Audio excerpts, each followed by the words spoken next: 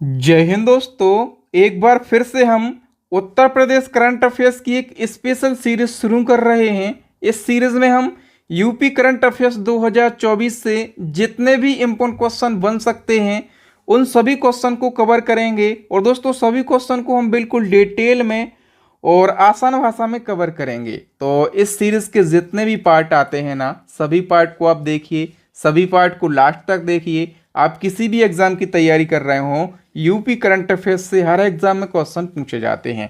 तो आइए दोस्तों वीडियो लेक्चर की शुरुआत कर लेते हैं। नंबर फर्स्ट हमारा क्वेश्चन है, लोकसभा में सीटों के लिहाज से उत्तर प्रदेश की सबसे बड़ी पार्टी कौन सी बनी है। दोस्तों इलेक्शन के रिजल्ट जब से आए हैं ना, तो कई सारे रिकॉर्ड बने हैं। ठीक है, तो लोकसभा चुनाव 2024 में सीटों के लिहाज से सबसे पहले हम जान लेते हैं कि भारत की सबसे बड़ी पार्टी कौन सी बनी है। भारत की सबसे बड़ी पार्टी बनी है बीजेपी। और भारत की दूसरी सबसे बड़ी पार्टी कौन सी बनी है, कांग्रेस। बीजेपी ने 240 सीट जीती हैं, कांग्रेस ने 99 सीट जीती हैं।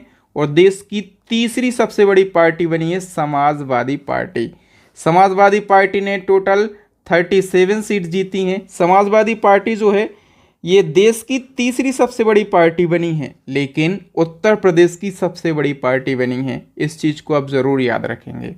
ठीक है, नंबर सेकंड क्वेश्चन की बात करें, भारतीय इतिहास के सबसे कम उम्र के सांसद कौन बने हैं।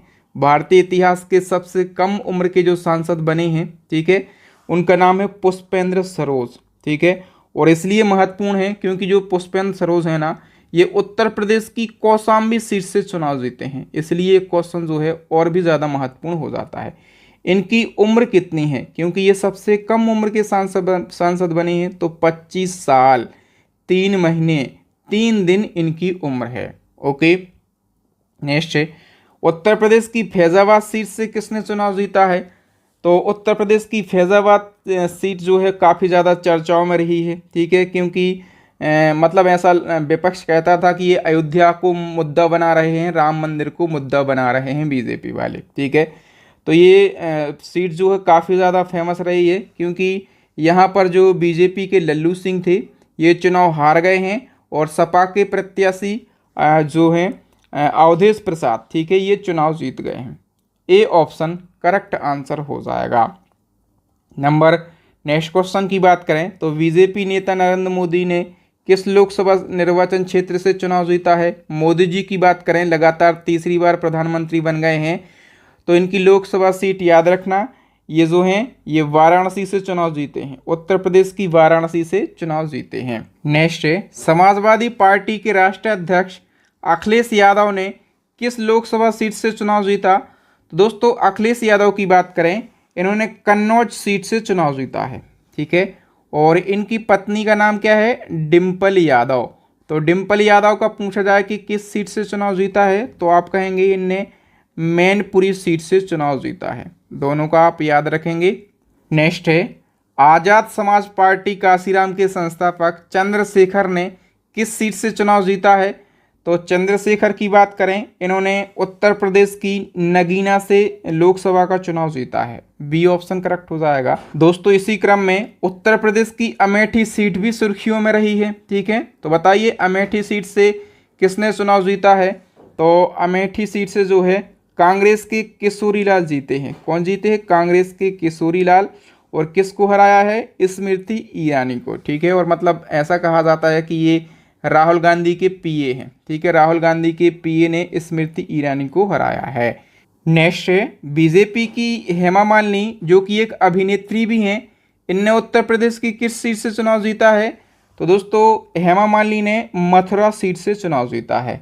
बी ऑप्शन करेक्ट हो जाएगा। इसी क्रम में हम बात करें बीजेपी के रवि किशन जो कि एक अभिनेता भी हैं। ठीक है, अभिनेताओं का पूछा जाता है, इनने किस सीट से चुनाव जीता है।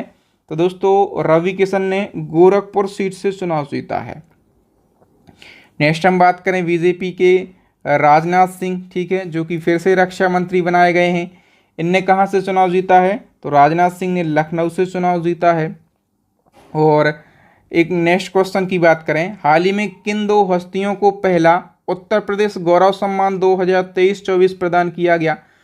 तो देखिए दोस्तों, उत्तर प्रदेश गौरव सम्मान ये पहली बार दिया गया, इसलिए क्वेश्चन बहुत ही ज़्यादा महत्वपूर्ण है। किसको दिया गया है? 2 जनों को दिया गया है। एक हैं डॉक्टर ऋतु करिधल श्रीवास्तव और दूसरे हैं नवीन तिवारी। तो सी ऑप्शन करेक्ट हो जाएगा, उपरोक्त दोनों को दिया गया है। आइए हम डिटेल से समझ लेते हैं।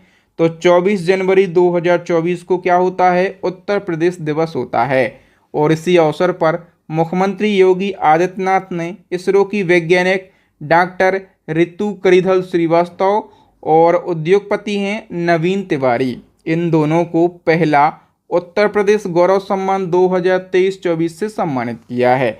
वर्ष 2023 में इस सम्मान को दिए जाने की घोषणा करी गई थी और ये पहली बार दिया गया है। इसमें 11 लाख रुपए की राशि प्रदान करी जाती है। नेक्स्ट क्वेश्चन है, केंद्रीय जल मंत्रालय के तहत में जल संसाधन, नदी विकास और गंगा संरक्षण विभाग ने किस शहर को जल योद्धा यानी कि वाटर वॉरियर की उपाधि से सम्मानित किया है? तो वाटर वॉरियर की उपाधि किसको दी गई है? नोएडा शहर के लिए दी गई है। ठीक है, ए ऑप्शन सही हो जाएगा। नेक्स्ट है, उत्तर भारत का पहला मानव डीएनए बैंक कहाँ पर बनाया जा रहा है? दोस्तों, उत्तर भारत का पहला मानव डीएनए बैंक ये बनाया जा रहा है बनारस हिंदू विश्वविद्यालय में। ए ऑप्शन करेक्ट हो जाएगा। देखिए दोस्तों, बनारस हिंदू विश्वविद्यालय की हम बात कर लेते हैं। ये क्या है? तो ये देश का पहला केंद्रीय विश्वविद्यालय है। इसकी स्थापना मदन मोहन मालवीय ने करी थी। कब? 1916 में। और इसकी नींव कब रखी गई थी? दोनों क्वेश्चन पूछे जाते हैं।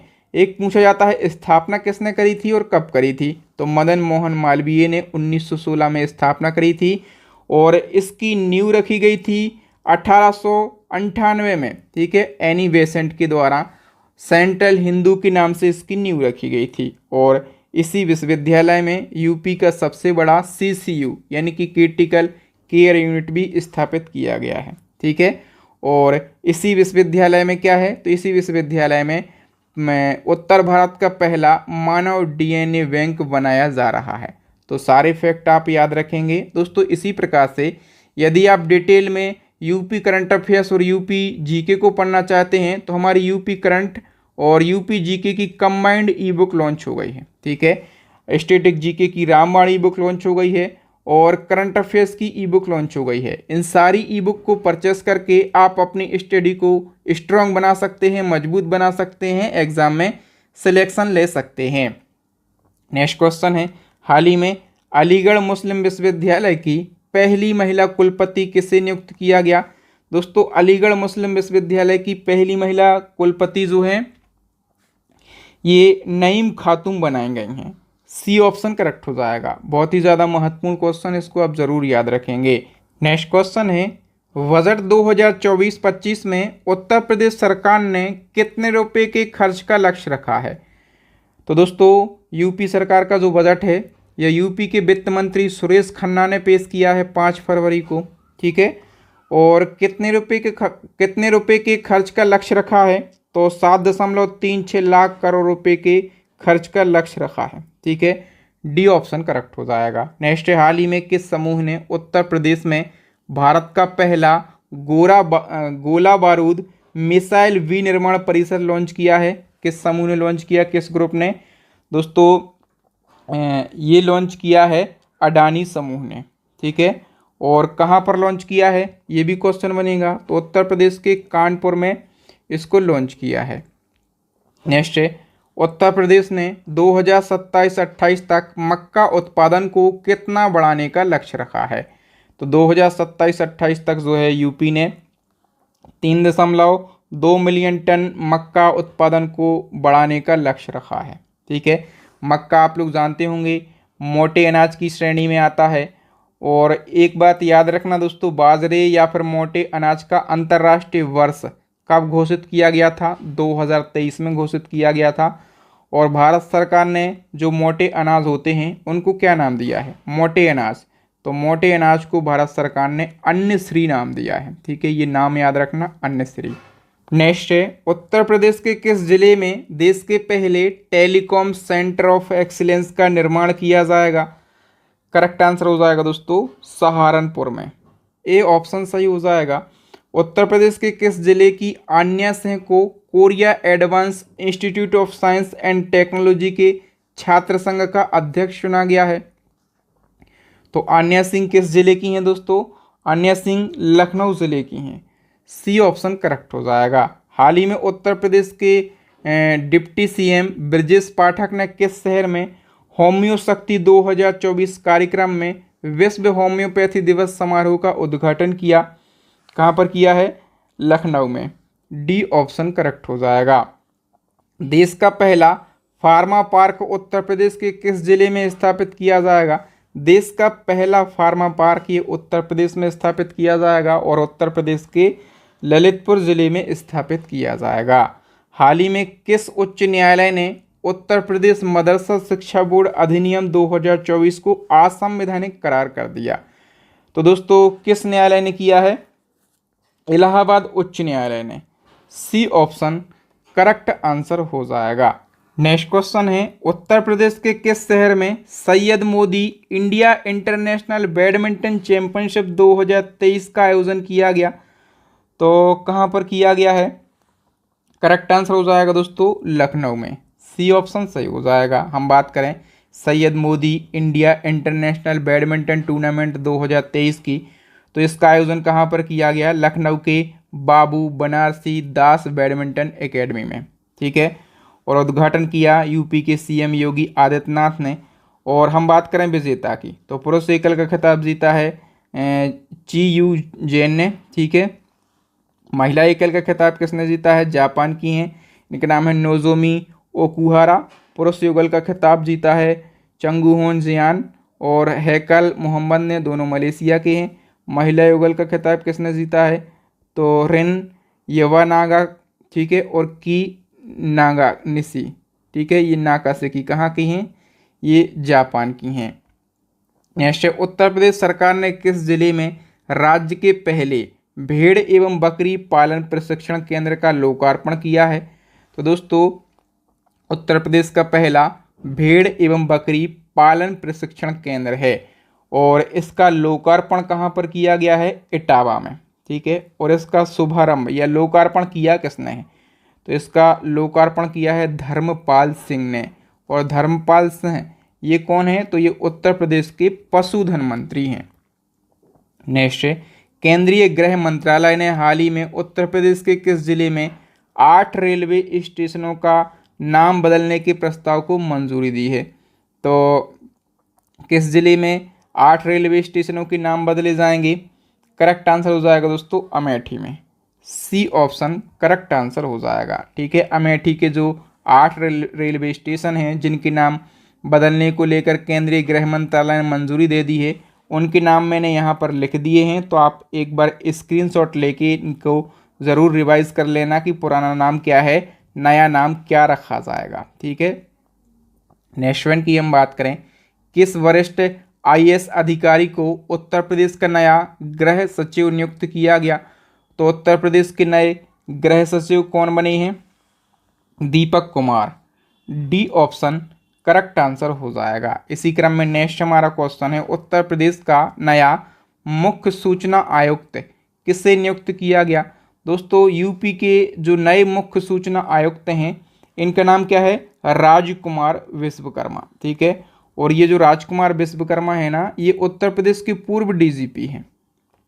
नेक्स्ट क्वेश्चन है, देश का पहला हेड्रोन थेरेपी केंद्र किस आईआईटी संस्थान में शुरू हुआ है? तो देश का पहला हेड्रोन थेरेपी केंद्र शुरू हुआ है आईआईटी कानपुर में। ए ऑप्शन सही हो जाएगा। देखिए दोस्तों, आईआईटी कानपुर से कितने क्वेश्चन बनेंगे? तो देखिए, एक तो यही बनेगा, देश का पहला हेड्रोन केंद्र आईआईटी कानपुर में शुरू हुआ है। एक क्वेश्चन पूछा जाएगा, अंडमान निकोबार में तेल क्षेत्र की खोज किसने करी? आप कहेंगे आईआईटी कानपुर ने। ठीक है, और हाल ही में दिल्ली में कृत्रिम वर्षा आईआईटी कानपुर के छात्रों के द्वारा कराई गई है। देश का पहला सिंथेटिक घुटना किसने डेवलप करा है? आईआईटी कानपुर ने। विश्व का सबसे विकसित कृत्रिम हृदय का निर्माण किसने करा है? आईआईटी कानपुर ने किया है। ठीक है, तो ये सारे क्वेश्चन आप याद रखेंगे। उत्तर प्रदेश पुलिस की 25वीं वार्षिक घुड़सवारी प्रतियोगिता में कौन सा मंडल चैंपियन रहा है? तो करेक्ट आंसर हो जाएगा दोस्तों मुरादाबाद मंडल, बी ऑप्शन सही हो जाएगा। बताइए, हाल ही में विश्वविद्यालय अनुदान आयोग यानी कि यूजीसी के द्वारा उत्तर प्रदेश के किस विश्वविद्यालय को प्रथम श्रेणी का दर्जा दिया गया? दोस्तों यूजीसी ने उत्तर प्रदेश के लखनऊ विश्वविद्यालय को प्रथम श्रेणी का दर्जा दिया है, डी ऑप्शन करेक्ट हो जाएगा। हाल ही में कांग्रेस नेता अजीज कुरैशी का निधन हो गया है, वह किस राज्य के राज्यपाल थे? अजीज कुरैशी उत्तर प्रदेश के राज्यपाल थे, ठीक है। मार्च 2024 को इनका निधन हुआ है, 83 वर्ष में इनका निधन हुआ है, ठीक है। तो याद रखना ये यूपी के राज्यपाल रहे, इसके अलावा ये उत्तराखंड के भी राज्यपाल रहे और मिजोरम के भी ये राज्यपाल रहे हैं, ठीक है। इन 3 राज्यों के राज्यपाल रहे। अभी वर्तमान में हम बात करें कि यूपी की राज्यपाल कौन है, तो वर्तमान में आनंदीबेन पटेल जो हैं, आनंदीबेन पटेल ये यूपी की गवर्नर हैं। नेक्स्ट क्वेश्चन है, उत्तर प्रदेश का पहला कछुआ संरक्षण रिजर्व किस जिले में स्थापित किया जाएगा? दोस्तों यूपी का पहला कछुआ संरक्षण रिजर्व जो है ये कहाँ पर? गोंडा जिले में स्थापित किया जाएगा। अच्छा, ये तो हमने बात करी यूपी की। यदि आपसे पूछा जाए कि भारत का पहला कछुआ संरक्षण रिजर्व कहाँ पर स्थापित किया गया, तो ये बिहार के भागलपुर में स्थापित किया गया, ठीक है। इसको भी आप याद रखेंगे। नेक्स्ट है, उत्तर प्रदेश में कहाँ पर अग्नि नियंत्रण सेल की स्थापना की गई है? तो अग्नि नियंत्रण सेल की स्थापना कहाँ पर की गई है? लखनऊ में, बी ऑप्शन सही हो जाएगा। देखिए दोस्तों, उत्तर प्रदेश के जंगलों में गर्मी के मौसम में आग की घटना काफ़ी ज़्यादा देखने के लिए मिलती हैं, ठीक है।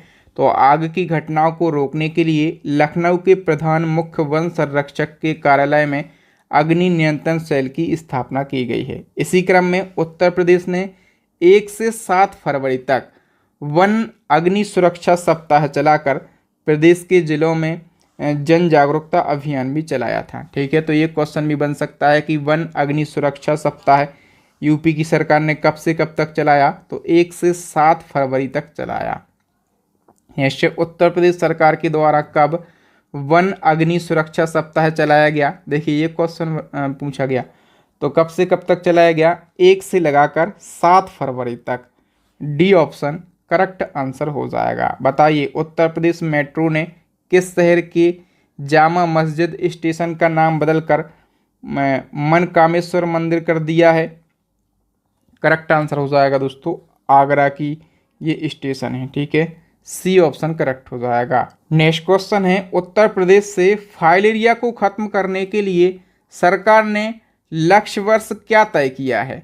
दोस्तों इस प्रकार के क्वेश्चन हमेशा एग्जाम में पूछे जाते हैं। तो यूपी की सरकार ने फाइलेरिया को खत्म करने के लिए जो लक्ष्य वर्ष है ये 2026 तय किया है। अब दोस्तों यहाँ से बहुत सारे क्वेश्चन एग्जाम में बनेंगे, सभी को हम डिस्कस कर लेते हैं। सबसे पहले देखिए दोस्तों कि फाइलेरिया को ख़त्म करने के लिए जो विश्व स्तर का लक्ष्य है ये 2030 तय किया गया है, ठीक है। इसके अलावा हम बात करें कि फाइलेरिया को ख़त्म करने के लिए उत्तर प्रदेश की सरकार ने कब तक लक्ष्य तय किया है? तो यूपी की सरकार ने 2026 तक तय किया है और भारत सरकार ने 2027 तक तय किया है, ठीक है। ये 3 फैक्ट जरूर याद रखना। अब उत्तर प्रदेश सरकार के बहुत सारे लक्ष्य वर्ष हैं जहाँ से क्वेश्चन एग्जाम में बनेंगे, जैसे $1 ट्रिलियन की जीडीपी का लक्ष्य कब तक तय किया है यूपी ने? 2027 तक। सेंट्रल विस्टा की तर्ज पर नई विधानसभा बनाने का लक्ष्य कब तक तय किया है? 2027 तक। 100% इलेक्ट्रिक वाहन का लक्ष्य 2030 तक। 15% वन क्षेत्र का लक्ष्य 2030 तक। मथुरा के 0 कार्बन उत्सर्जन का लक्ष्य 2041 तक। गंगा एक्सप्रेस वे को पूरा करने का लक्ष्य 2025 तक, ठीक है। तो ये कुछ वर्ष हैं, इनको आप ज़रूर याद रखेंगे। लक्ष्य वर्ष यहाँ से क्वेश्चन एग्जाम में पूछे जाते हैं। नेक्स्ट क्वेश्चन है, किस राज्य के पुलिस विभाग ने महिला क्रिकेटर दीप्ति शर्मा को डीएसपी के पद पर नियुक्त किया है? तो दोस्तों यूपी की जो पुलिस विभाग है ना, ठीक है, इसने दीप्ति शर्मा को डीएसपी पद पर नियुक्त किया है, ठीक है। ये कौन है दीप्ति शर्मा? तो महिला क्रिकेटर हैं। अयोध्या में बन रही भव्य मस्जिद का नाम क्या है? दोस्तों अयोध्या में जो मस्जिद बन रही है ना उसका नाम है मस्जिद Mohammad bin Abdullah, B option correct answer हो जाएगा। मंदिर के बारे में सभी को पता है, मैं कई बार बता भी चुका हूं, लेकिन मस्जिद से भी क्वेश्चन बन सकता है। तो जो अयोध्या में मस्जिद बन रही है उसका नाम याद रखेंगे, थोड़ी सी डिटेल भी जान लेते हैं। सुप्रीम कोर्ट के फैसले के बाद अयोध्या में राम मंदिर बना है और मस्जिद भी बन रही है, ठीक है। तो अयोध्या के धन्नीपुर में 5 एकड़ ज़मीन पर मस्जिद का निर्माण हो रहा है। इस मस्जिद का नाम पैगंबर मोहम्मद के नाम पर मस्जिद मोहम्मद बिन अब्दुल्लाह रखा गया है। नेक्स्ट है, अयोध्या में राम मंदिर के लिए पेश किया गया दुनिया का सबसे बड़ा ताला किसने तैयार किया। दोस्तों, राम मंदिर जो बनकर तैयार हुआ है ना, इसके लिए दुनिया का सबसे बड़ा ताला भी बनाया गया, और ये किसने तैयार किया, तो ये सत्य प्रकाश शर्मा ने तैयार किया है। ए ऑप्शन करेक्ट आंसर हो जाएगा। नेक्स्ट क्वेश्चन है, उत्तर प्रदेश सरकार ने किस जिले में एशिया का दूसरा सबसे बड़ा फिश मार्केट खोलने का निर्णय लिया है। तो कहाँ पर खोला जाएगा, करेक्ट आंसर हो जाएगा मुरादाबाद में। देखिए दोस्तों, एशिया का दूसरा सबसे बड़ा फिश मार्केट है, ठीक है, मुरादाबाद में ये खोला जाएगा। लेकिन यदि आपसे पूछा जाए कि एशिया का पहला सबसे बड़ा फिश मार्केट ये किस राज्य में खोला गया, भारत में, मतलब भारत के किस राज्य में खोला गया, तो यूपी में ही खोला गया, ठीक है। और यूपी में कहाँ पर, तो यूपी में चंदौली ज़िले में, ठीक है। नेक्स्ट क्वेश्चन है, स्वच्छ वायु सर्वेक्षण 2023 में उत्तर प्रदेश का आगरा शहर किस स्थान पर रहा है। करेक्ट आंसर हो जाएगा दोस्तों, आगरा दूसरे स्थान पर रहा है। देखिए, केंद्रीय प्रदूषण नियंत्रण बोर्ड ने स्वच्छ वायु सर्वेक्षण 2023 जारी करी। इस सर्वेक्षण के अनुसार 10 लाख से अधिक आबादी वाले शहरों में नंबर 1 पे इंदौर है, ठीक है, मध्य प्रदेश का। और उत्तर प्रदेश का आगरा कौन से स्थान पर है, दूसरे स्थान पर है। और तीसरे स्थान पर है महाराष्ट्र का ठाणे। नेक्स्ट है, स्वच्छ वायु सर्वेक्षण के अनुसार कौन सा शहर उत्तर प्रदेश का सबसे स्वच्छ शहर घोषित किया गया। तो उत्तर प्रदेश का सबसे स्वच्छ शहर जो है ये गाजियाबाद घोषित किया गया। ए ऑप्शन सही हो जाएगा। हम बात कर रहे हैं स्वच्छ सर्वेक्षण 2023 की, ठीक है। और अभी हमने बात क्या करी, स्वच्छ वायु सर्वेक्षण 2023 की। दोनों बातें अलग अलग हैं। स्वच्छ वायु सर्वेक्षण में उत्तर प्रदेश का आगरा जो है ये दूसरे स्थान पर है, ठीक है। लेकिन यदि हम बात करें स्वच्छ सर्वेक्षण 2023 की, तो इसके अनुसार उत्तर प्रदेश का सबसे स्वच्छ शहर गाजियाबाद को घोषित किया गया है। ए ऑप्शन सही हो जाएगा। स्वच्छ सर्वेक्षण 2023 के अनुसार जो गाजियाबाद है ये यूपी का सबसे स्वच्छ शहर है। लेकिन भारत का सबसे स्वच्छ शहर जो है ये इंदौर और सूरत हैं संयुक्त रूप से। इंदौर और सूरत संयुक्त रूप से पहले स्थान पर हैं। इंदौर मध्य प्रदेश का है और सूरत गुजरात का है, ठीक है। भारत का सबसे स्वच्छ राज्य पूछा जाए तो आप कहेंगे महाराष्ट्र है। और गंगा किनारे सबसे स्वच्छ शहर पूछा जाए तो आप कहेंगे वाराणसी और प्रयागराज है, ठीक है। तो ये सारे फैक्ट याद रखेंगे। नेक्स्ट, अप्रैल 2024 में जीआई टैग प्राप्त तिरंगा बर्फी उत्तर प्रदेश के किस शहर की है। तो तिरंगा बर्फी जो है ये वाराणसी की है और इसको जीआई टैग दिया गया है। यूपी के किस शहर में ढलुआ धातु शिल्प को जीआई टैग दिया गया है। तो किस शहर का है ये ढलुआ धातु शिल्प, ये जो है ये वाराणसी का है और इसको अभी जीआई टैग दिया गया है। उत्तर प्रदेश का पहला ग्लास स्काई वॉक ब्रिज कहाँ पर बनकर तैयार हुआ है। तो यूपी का पहला ग्लास स्काई वॉक जो है ये चित्रकूट में बनकर तैयार हुआ है। चित्रकूट के तुलसी झरना में यूपी का पहला ग्लास स्काई वॉक ब्रिज बनकर तैयार हुआ है। और ये भगवान राम के धनुष और तीर की तरह दिखता है। बहुत ही ज़्यादा आकर्षक पुल है ये। और इसके निर्माण में 3.70 करोड़ रुपए की लागत आई है। और ये जो है ये कोदंड वन क्षेत्र में इसका निर्माण किया गया है। नेक्स्ट, देश के पहले तैरते हुए सीएनजी स्टेशन का निर्माण कहाँ पर किया गया। देश के पहले तैरते हुए सीएनजी स्टेशन का निर्माण ये वाराणसी में किया गया। ए ऑप्शन सही हो जाएगा। हाल ही में उत्तर प्रदेश के किस जिले में भारत का पहला कन्या सैनिक स्कूल खोला गया। तो भारत का पहला कन्या सैनिक स्कूल जो है ये मथुरा में खोला गया है। सी ऑप्शन सही हो जाएगा। अयोध्या में ईवी ऑटो रिक्शा सेवा किसने शुरू की है। तो अयोध्या में ईवी ऑटो रिक्शा सेवा जो है ये ऊबर के द्वारा शुरू करी गई है। सी ऑप्शन सही हो जाएगा। नेक्स्ट है, यूपी के किस एयरपोर्ट को दूसरे निजी एयरपोर्ट के रूप में विकसित किया जाएगा? अच्छा, दूसरे निजी एयरपोर्ट के रूप में विकसित किया जाएगा। सबसे पहले ये भी तो समझो कि यूपी के किस एयरपोर्ट को पहले निजी एयरपोर्ट के रूप में विकसित किया गया था। तो पहला यदि पूछा जाए तो आप कहेंगे लखनऊ एयरपोर्ट जो है ये पहला निजी एयरपोर्ट है, और दूसरे निजी एयरपोर्ट के रूप में विकसित किया जाएगा लाल बहादुर शास्त्री एयरपोर्ट के लिए। ए ऑप्शन सही हो जाएगा। नेक्स्ट है, इलाहाबाद उच्च न्यायालय के मुख्य न्यायाधीश के रूप में किसे नियुक्त किया गया? तो इलाहाबाद हाई कोर्ट के जो चीफ जस्टिस हैं ये बने हैं अरुण भंसाली। कौन बने हैं दोस्तों? Arun Bhansali. C option correct हो जाएगा। देखिए, इलाहाबाद उच्च न्यायालय की हम बात करें, स्थापना आपसे पूछी जाएगी तो आप कहेंगे 1866 में स्थापना हुई थी। न्यायाधीशों की कुल संख्या कितनी है? 160 है। ठीक है, बहुत ज़्यादा संख्या है ना। इसी कारण इलाहाबाद उच्च न्यायालय को दुनिया का सबसे बड़ा न्यायालय कहा जाता है, पूरी दुनिया का सबसे बड़ा न्यायालय। ठीक है, किसको कहा जाता है? इलाहाबाद उच्च न्यायालय को कहा जाता है। और इलाहाबाद उच्च न्यायालय के प्रथम मुख्य न्यायाधीश आप कहेंगे वाल्टेर मॉर्गन थे। और आपसे यदि पूछा जाए कि पहले भारतीय मुख्य न्यायाधीश कौन थे तो आप कहेंगे शाह मोहम्मद। ठीक है, और आज़ाद भारत के प्रथम मुख्य न्यायाधीश कौन थे? आप कहेंगे विधु भूषण थे। और वर्तमान में जो मुख्य न्यायाधीश है ना इलाहाबाद के, इनका नाम है अरुण भंसाली। कौन सी नंबर के हैं ये? तो ये 51वें नंबर के हैं। मतलब ये सारे फैक्ट आपको बहुत अच्छे से